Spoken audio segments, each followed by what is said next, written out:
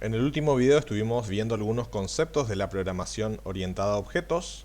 Principalmente creamos esta clase mascota y vimos cuáles son los beneficios de crear una clase, de crear una estructura que luego podamos reutilizar una cantidad infinita de veces.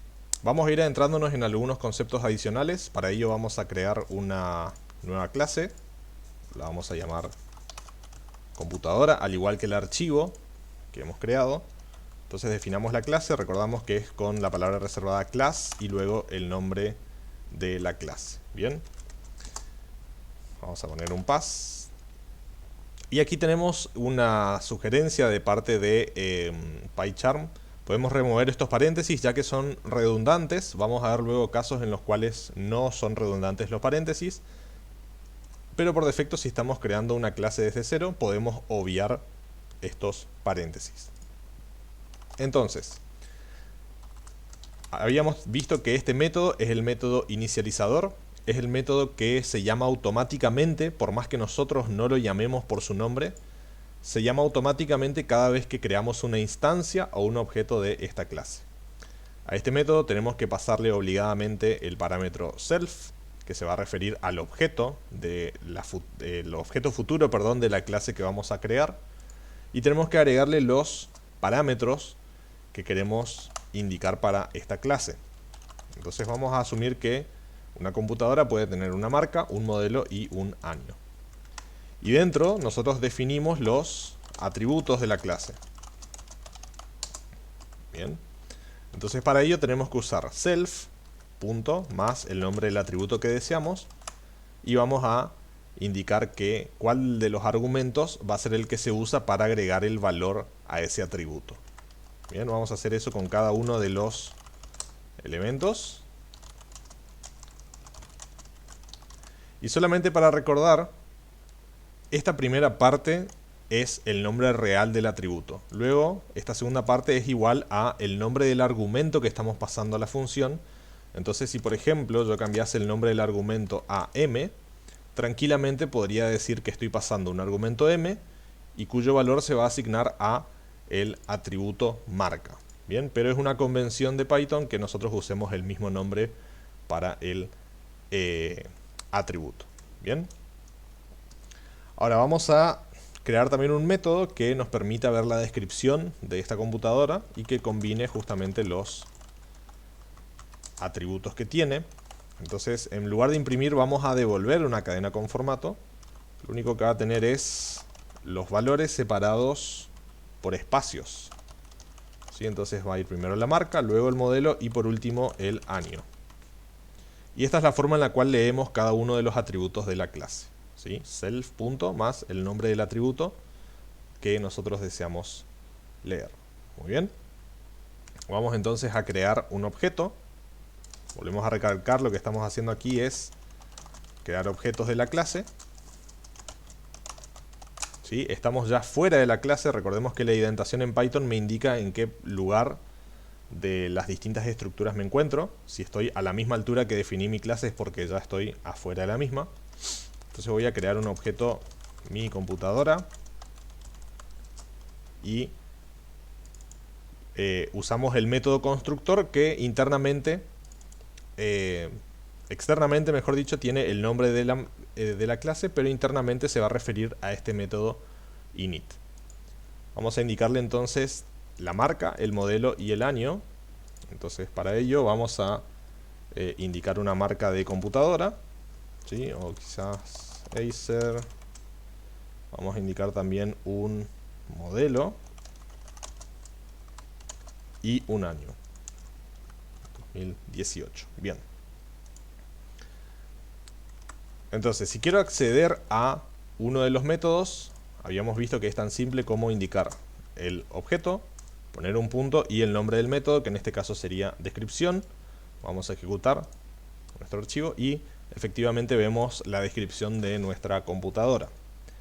¿Qué pasa si quiero acceder a alguno de los atributos de la clase, pero desde afuera de la misma? Porque de momento lo que habíamos hecho era acceder a los atributos desde un método que se encuentra dentro de la misma clase. Muy bien, en ese caso vamos a crear nuestra cadena la cual mi computadora se llama. Y si quiero acceder a los atributos desde afuera, es lo mismo que si lo hiciéramos desde dentro de la estructura. Simplemente self, perdón, en este caso no sería self, sino el nombre del objeto. Y podemos acceder entonces a la marca. Y vamos a dejar un espacio. Y vamos a hacer lo mismo con el modelo. Bien. Entonces lo único que cambia es que en lugar de self, que self siempre lo usamos dentro de la misma estructura de la clase, usamos el nombre del objeto que hemos creado, que en este caso es mi computadora. Agregamos un punto y el nombre del atributo. Vamos a ejecutar esto.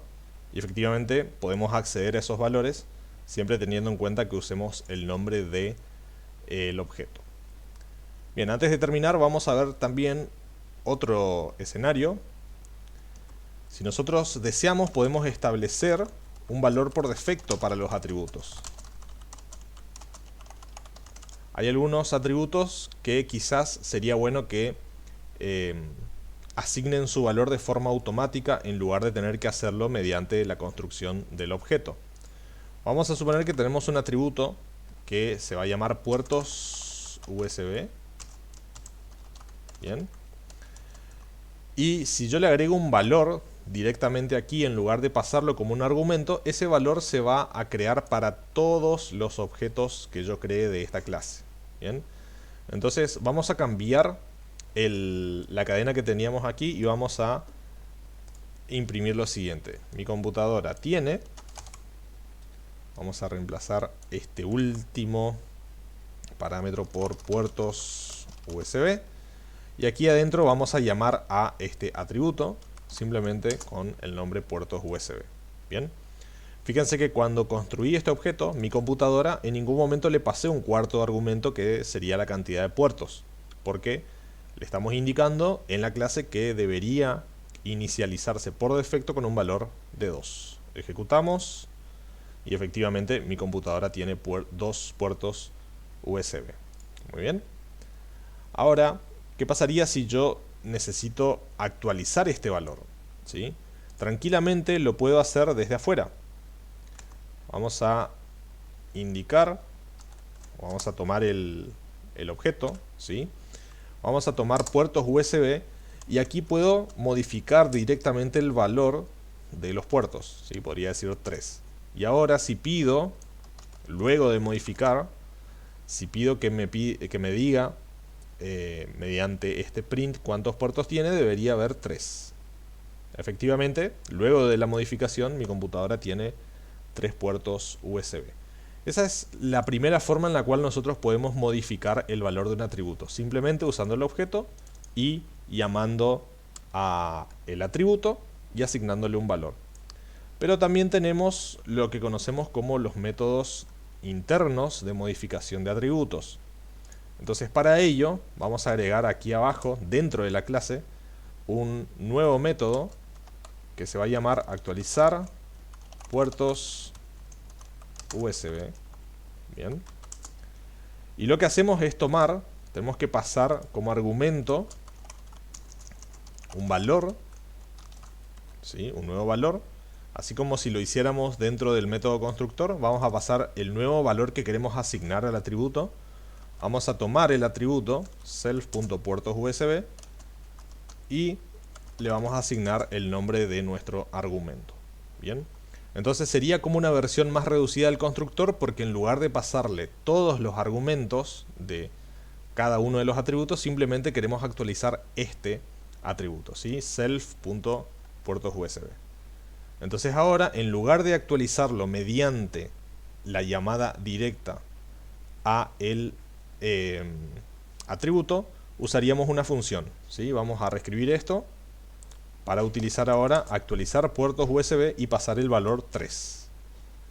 Entonces debería haber el mismo resultado. Ejecutamos y efectivamente el método funciona y se ha actualizado el valor de mis atributos. Entonces recordemos, en una computadora podemos definir toda la funcionalidad que necesitemos y tenemos la posibilidad de interactuar con todos nuestros atributos de la forma que creamos necesaria.